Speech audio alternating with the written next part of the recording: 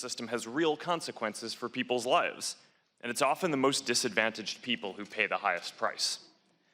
People pay far too high a cost and have to wait far too long to send money home to their families abroad.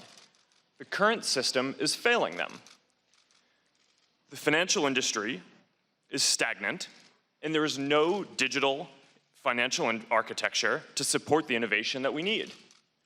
I believe that this problem can be solved, and Libra can help. The idea behind Libra is that sending money should be as easy and secure as sending a message. Libra will be a global payment system, fully backed by a reserve of cash and highly liquid assets. Now, I believe that this is something that needs to get built, but I get that I'm not the ideal messenger for this right now. We've faced a lot of issues over the past few years, and I'm sure there are a lot of people who wish it were anyone but Facebook who were helping to propose this. But there's a reason that we care about this, and that's because Facebook is about putting power in people's hands. Our services already give people a voice to express what matters to them and to build businesses that create opportunity. Giving people control of their money is important too, and a simple, secure, and stable way to transfer money is empowering. Over the long term, if this means that more people transact on our platforms, that'll be good for our business. But even if it doesn't, I still think this could help people everywhere.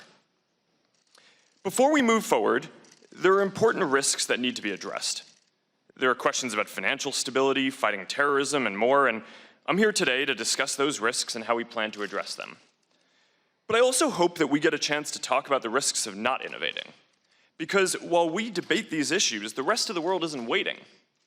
China is moving quickly to launch a similar idea in the coming months. Libra is going to be backed mostly by dollars, and I believe that it will extend America's financial leadership around the world, as well as our democratic values and oversight. But if America doesn't innovate, our financial leadership is not guaranteed. I actually don't know if Libra is going to work, but I believe that it's important to try new things, and as long as you're doing so responsibly. That's what has made America successful, and it's why our tech industry has led the world. So we co-wrote a white paper to put this idea out into the world and to start a conversation with regulators and experts and governance. And today's hearing is an important part of that process. What we're discussing today is too important for any single company to undertake on its own. And that's why we helped to found the Libra Association. It's a coalition of 21 companies and nonprofits that are working to give everyone access to financial tools. But even though the Libra Association is independent and we don't control it, I want to be clear. Facebook will not be a part of launching the Libra payment system anywhere in the world, even outside the US, until the US regulators approve.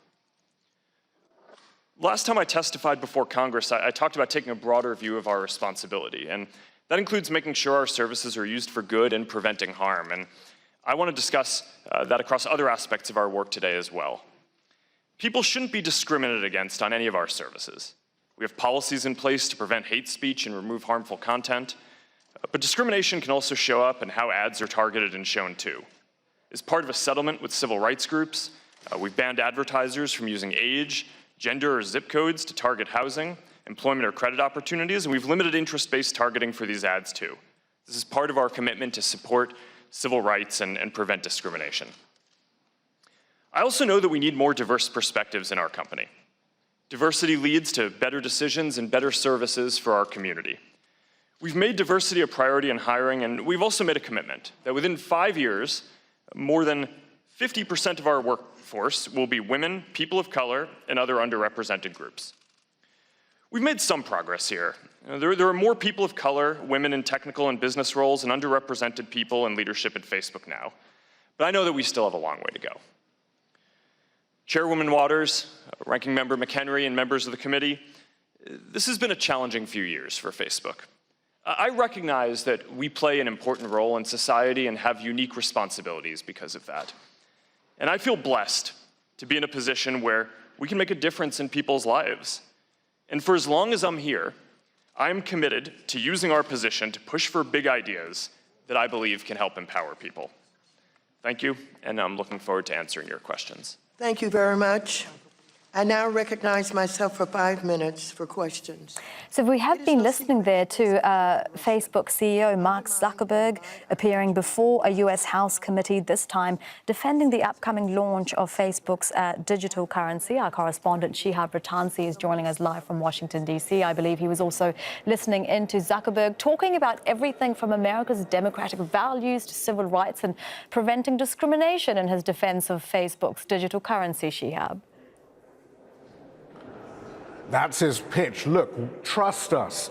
I realize that time and time again, I've disappointed you. Facebook has been fined, it's been sued, it's been found to be discriminatory with our social media apps. But this time it will be different. All we're trying to do is have an altruistic financial service. We're just trying to create one. 1 billion people around the world don't have bank accounts. What if they did have access to financial services? Surely everyone will win if they can just transfer money, as easy as it is to send a text message. So that's one part of his message. The other part is, and that's a bit more of the jingoistic message, which actually did already seem to be appealing to the ranking member, the ranking Republican member of this committee, which is, if we don't do it, China will. This is about US leadership, financial leadership, technological leadership, even though actually Libra will be based in Geneva in Switzerland. He didn't mention that bit. But anyway, but these are the two planks of his argument here. The problem is, as he even accepted there, it's Facebook. Time and again, they are found, despite the pronouncements, to be exploiting the data they're getting from our social media accounts. And now they want to create a private global digital currency, which is decentralized. How is that going to be regulated? What's going to happen to all that information? What happens when you have that information and all of our social media information? Facebook and Zuckerberg is going to say today, look, well, there's going to be strict boundaries between the two, but there's this issue of trust. Secondly, financial stability. The global financial system is pretty unstable as it is. We're in a boom and bust cycle, every few years. And that's how capitalism works, partly because of capital flows of currency going around the world. Now you want another digital currency, which a third of the world's population may have access to through Facebook, Instagram, WhatsApp. And you want all this money sloshing around. Well, what's that going to do to all the other currencies? Couldn't speculation start? Couldn't speculation against national currencies begin?